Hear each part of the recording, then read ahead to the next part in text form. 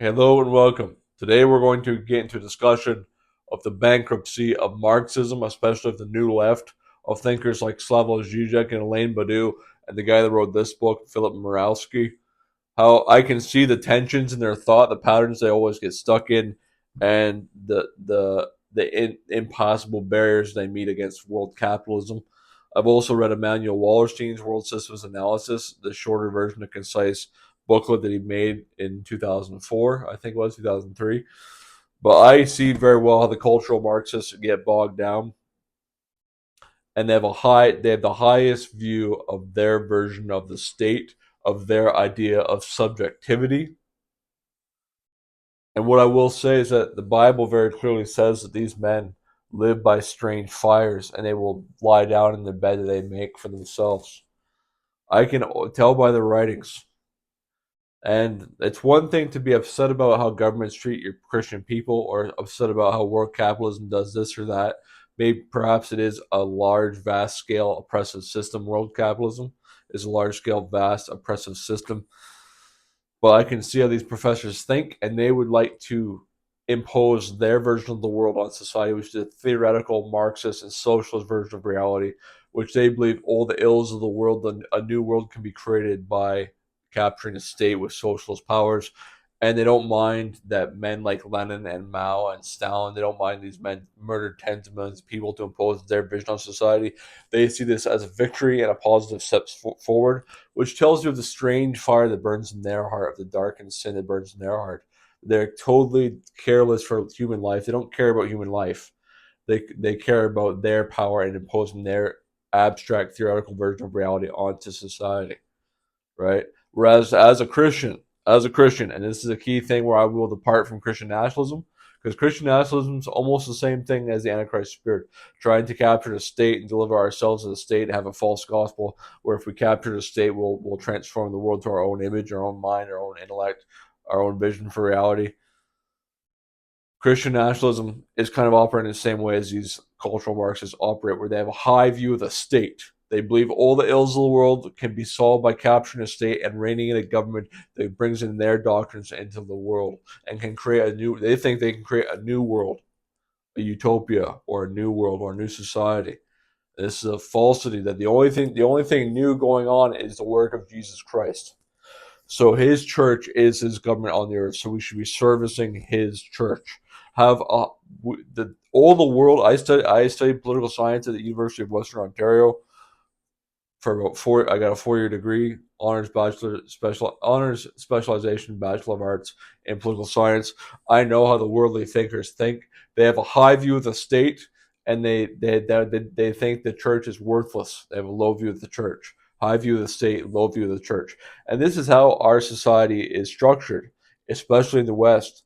Even in the media, especially even social media like Rumble and YouTube and the traditional cable news, they all have a high view of the state and a low view of the church. Whereas as a Christian, as I'm getting older as a Christian, realizing that the function of government is mostly carried out in local setting, and that the church is mostly administered in local setting, is that I have a high view of the church, the corporate body of the church, and a low view of what the state can do. Because the state is far away, and it's here's the thing I'll say: the state is an instrument of oppression and death. It just is. As a Christian, you want the life giving institution is the church, and the men at the church practicing holy religion and faith. Its most practical application of our faith is living in a church. Now, I can see the way these cultural Marxists think and the impasse. They're all professors, they're even prestigious professors. They get to the head of their department, the head of a chairmanship. They're the head of their field. They get all the diploma. They get talks where they teach thousands of people, and yet they cannot stand the idea that capitalism is just this structure they can't overcome, the system they can't overcome, that we're enmeshed and we live inside a world capitalist system. Elaine Badu decries it. Philip Moralski decries it. Slavoj Žižek decries it. Emmanuel Wallerstein decries it. And there are genuine grievances to have against the capitalist Western world system of money, circulation of money and capital and dividends and derivatives and these financialized instruments and the markets, free markets. In this book, never let a serious crisis go to waste. Philip Moralski argues that the institutionalized neoliberals in the Mount Pelerin Society founded by Frederick von Hayek and Milton Friedman, that the neoliberals have captured institutional supremacy in the United States, in the West, in Britain, and that's true. They're all the Alan Greenspan, Paul Volcker, the central bankers, Timothy Geithner, the Treasury secretaries, Ben Bernanke, and then is it Jerome Powell now as the head of the Federal Reserve. These are all neoliberals, so they're right. They're right. The neoliberals resisted the change from the 2008 crisis because they had institutional power, and the individuals that were in the heights of power were all neoliberals, and they would not change despite the 2008 crash. Right? They wanted to keep the neoliberal framework and their version of a political doctrine for economics, a neoliberal political doctrine for economics, and it was carried forward because all the people in power subscribed to that vision. So the West is very neoliberal, but the Marxist theorists, they want to overcome the capitalist system, and they want to have a revolution. They want to capture the state. They always see this as their deliverance. Capture the state. They venerate men like Marx, Lenin, Stalin, and Mao. They venerate these men, which is sick because these were monsters. These were beasts that mass murdered tens of millions of people. But these cultural Marxists could care less. They don't care about human life. They want you to pretend like they care about victims of capitalism, but they don't care about human life because they completely are apologists for the crimes of communists. They're apologists for them. They don't care about them. They don't care about human life. They care about their own imposing their own abstract theoretical version of their mind onto society. Their abstract theoretical version of society onto reality around them. Now, I can see the strange fire burning in their heart very clearly. They think the state is the instrument of deliverance. That's why I have an issue with Christian nationalism as well. Christian nationalism as well. It believes the state is the instrument of deliverance, whereas only the gospel, the Holy Bible, and the church is the instrument of our deliverance. Only Jesus Christ can save your eternal soul and save you from your own sin, right? And it's done by individuals and nations being discipled. Now, with Alain Badiou, he wrote a book called St. Paul, something, the subjectivity of universalism, where he argued that he called St. Paul a fanatic for a fairy tale of the resurrection. That's what he called St. Paul. But he said, with St. Paul, we have someone arguing for the subjectivity of the universalism of subjectivity and against the current law of Roman society and Judaic society. And so he sees Paul as a revolutionary figure that should be emulated by communists in the 21st century. It's a very twisted way of painting. He doesn't believe in the resurrection. He says it's a fairy tale or a fable to believe in the resurrection. So he says Paul is just a fanatic, but we should copy the fanaticism of Paul and apply it to our communist universal subjectivity. As Zizek has always said, they want to subscribe to a universal subject as a proletariat. The victims of the world, the class victims of the world, unite into a universal subject. It's what the leftists are after. And they want to impose this on society, and they see it as a liberation to capture the state and impose a socialist, Marxist, leftist theory onto society. Now, I can see, as in the Bible says in Isaiah, I think it's in Isaiah, that these men go to bed with strange fire. I can see in Emmanuel Wallerstein, I can see in Slavoj Žižek, I can see in Alain Badiou, I can see in this Philip Murawski guy who wrote this book. I can see that even though they're the head of their field, they're the head of their department, they're the head of their chairmanship at a university, they teach thousands and thousands of people that throng to them in university settings. They're given esteem in the prestige economy, and yet they cannot stand that they are not rich. They want to be rich. They want to be millionaires. They say they hate capitalism, but they would love to be paid much more money, and they're not content with their professor's salary, their peltry sum they get as a professor. They want to impose a revolution on society, and they want you to subscribe to their version of society in theory, the theoretical aspect of their version of society. They want you to subscribe to this because it gives them all the power, right? If the society is a socialist society based on theory and worldly wisdom, then all of a sudden the Marxists get all the power. And that's exactly what happened in Bolshevik Russia. All the intellectuals gained power in the Bolshevik Party in Russia. That's what they would like to happen again, only in the West, in France, Germany, Britain, and America. But the strange fire is they're never content because they see the capitalist system as this monolith, megalith, leviathan, powerful system that they can't overcome. They say capitalism, as Marx said, melts everything solid into thin air. And they see this power. They see that the Marxists clearly lost the fight against capitalism, and that in America today we're dominated by things like neoliberalism and free markets and capitalism and derivatives and the financialization of the economy. and free markets and private enterprise, and they see this, and so they're never satisfied because despite their heights in the academia, their heights in the universities, they're raining down their doctrines of theoretical Marxism. They're never content because they see the success of the capitalists. Now, I will say, as a Christian, now that I have a high view of the church and a low view of the state, I don't get envious of the state anymore. It was a big idol in my life that I thought I had to be the one to deliver my country from through Christian nationalism, as with my cohort of fellow Christians, that we would deliver our country of with Christian nationalism, capturing a state, delivering ourselves. But now that I realize this is a false gospel, it was an idol in my heart. I realize I realize that I shouldn't be covetous of what other people have. I should be happy with the place that God has placed me in and have great godly contentment from being placed where I'm placed.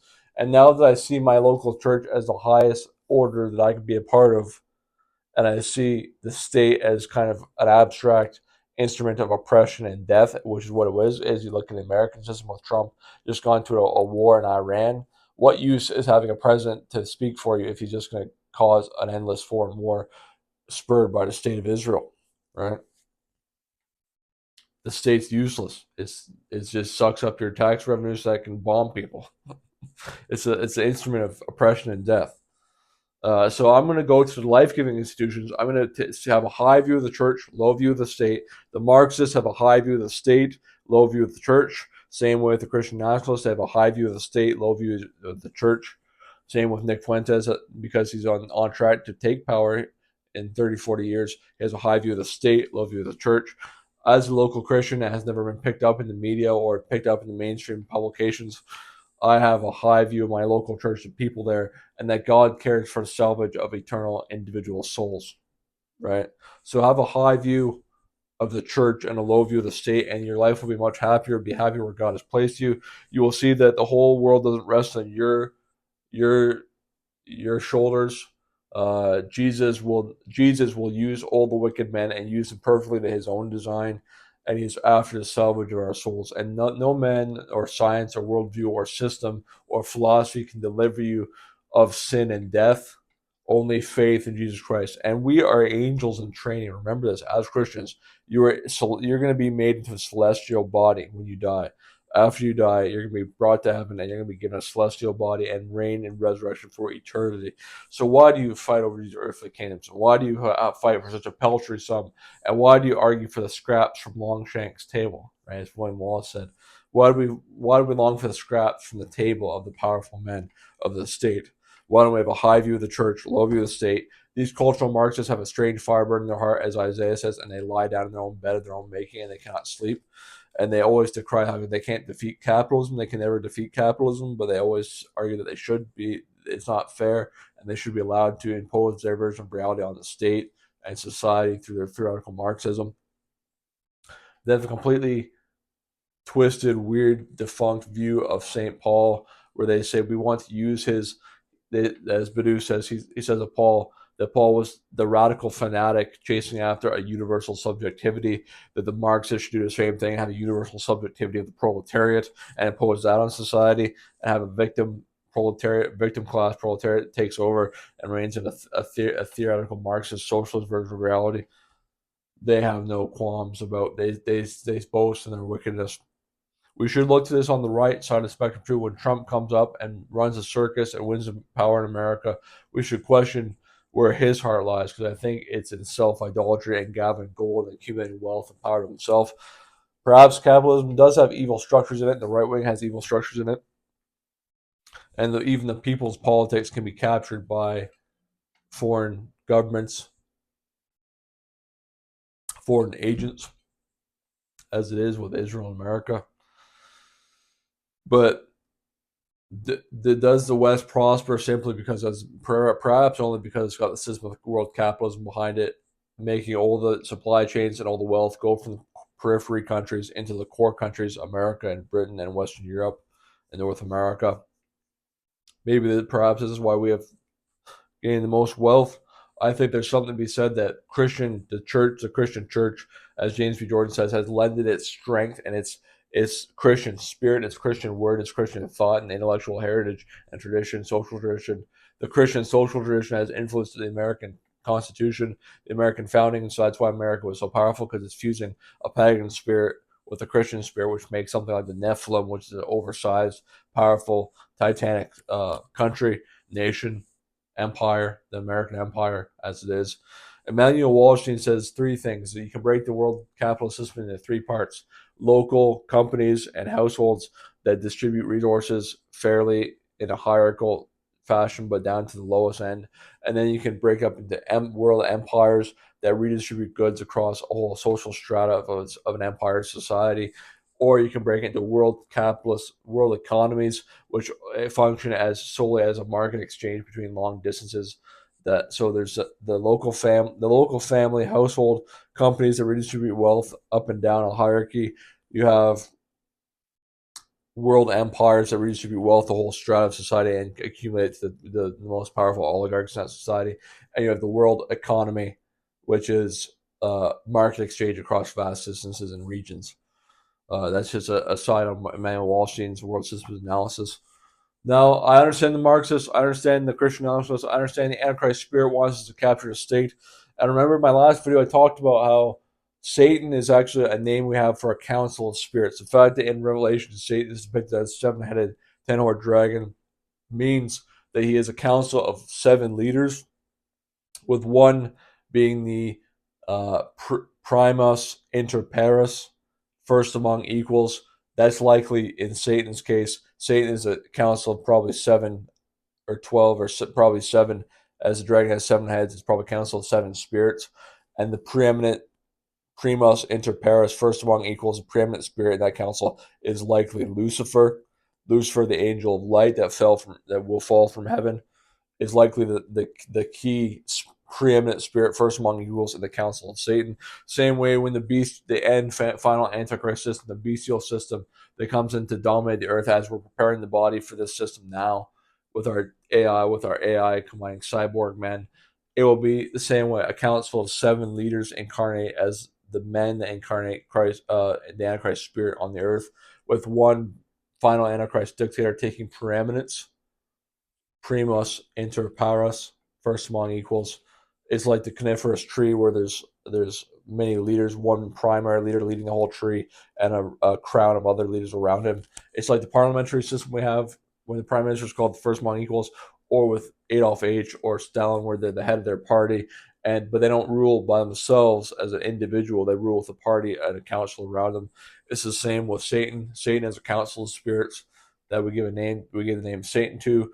Well, Lucifer is likely the primary angel of light and the angel that runs the satanic council, and that will incarnate in the council of the beast. And the beast is both the leaders themselves, the 7 leaders, the primary leader, but also the system, the world market, the economy, the system of worship, the system of worldly entertainment and worship, and the mark of the beast. It's the leaders of the politics. Yes, the 10 kings, the 10 kingdoms, the leaders of the 7 leaders will be a shadow government that leads those 10 kingdoms, right? The 10 stands for the completeness of human dominion, probably in Europe and Western and North America and the West.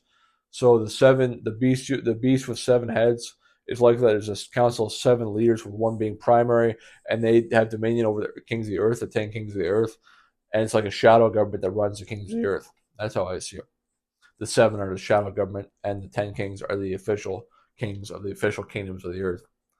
10 being the dominion of human power. So with this, I leave you my peace I give you.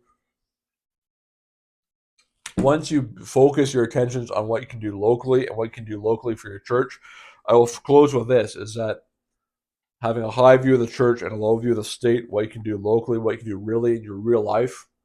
And there's different forms of wealth. I'm not monetarily wealthy. I'm gifted intellectually, but my real wealth is in the connection and deep social trust relationships of social trust I have with the men at my church. I have 20 guys in my church that I can talk to about anything. That we share each other's burdens. We minister one to the other with our gifts. We love each other. I wouldn't trade my lowly position in a small local church, for the head of any chairmanship in any prestigious London School of Economics or University of Toronto or Harvard or MIT or Columbia or Oxford. I wouldn't trade my lowly, humble local church for the highest prestige. I used to want this badly to be a professor and be the head of it, but I don't have it in me to do that. It's impossible for me to do that with my beliefs and with my motivations and my structures. But also, I wouldn't trade my life for their life because they light on the strange fire. And now in the past couple of weeks, I've felt the Spirit of God descend on me, and I feel an incredible peace. And I don't covet other men's positions. I'm glad with my giftings. I'm at peace. I have a godly contentment about me, and the men at church will see this. And I'm praying and intending to be an elder at my church. And this is where God has placed me. I hope God places you somewhere special too. So with Jesus, in Jesus' name, I'll be praying for you. God bless. Amen. Take care. Bye bye.